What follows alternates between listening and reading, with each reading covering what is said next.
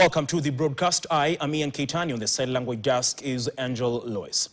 Let's start our bulletin with our story on Ebola, and Health Cabinet Secretary Duale has defended the US-backed Ebola quarantine facility in Laikipia County that has elicited sharp reactions and resistance countrywide. According to Duale, the facility is part of 23 isolation centers to be created in the country, and that it will serve anyone exposed to the deadly Ebola virus regardless of their nationality.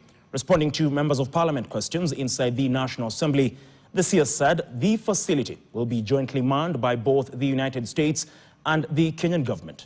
And as Gloria Milimu reports, members of parliament questioned the rationale behind the decision to accept US nationals infected with the disease at a time when their own president has rejected their own nationals.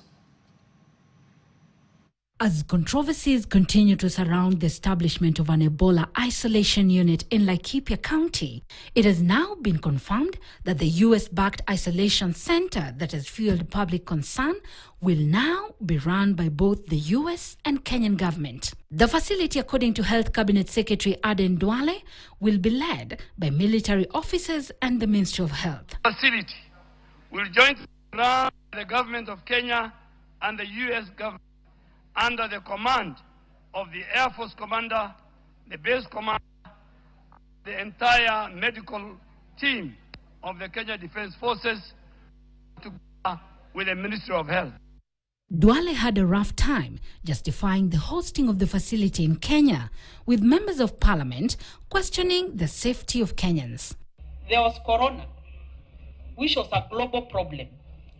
We didn't see the US come out, the way they've come out now, to construct a corona isolation center or a center to help the corona people who are infected by corona in Laikipia or anywhere in this country. The US budget in terms of health is 860 times ours. Their technology is better in all respects, including biotech, Honorable Speaker. They have better capacity to handle these kind of issues than Kenya. Honorable Speaker, while the CS is here, I would request him. Kenyans have spoken in one voice. We do not want that facility of Ebola here in Kenya. Will people other than Americans be admitted in these institutions? And on the contrary, will Americans be admitted in the other 23 institutions that were put in place? How does the government intend to safeguard Kenyan sovereignty and decision-making authority? The health boss justified its setup, arguing it is part of the 23 isolation units that will serve all patients diagnosed with Ebola. These facilities are part of Kenya's national public health preparation architecture.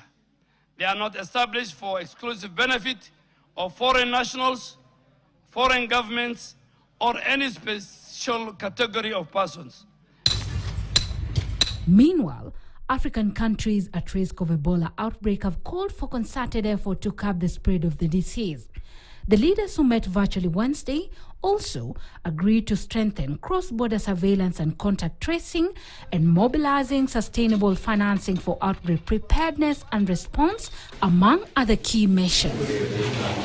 The Ministry of Health says no case of Ebola has been reported in Kenya so far. Meanwhile, 71,000 travelers have been screened at the country's major entry points. Gloria Milimu, KTN.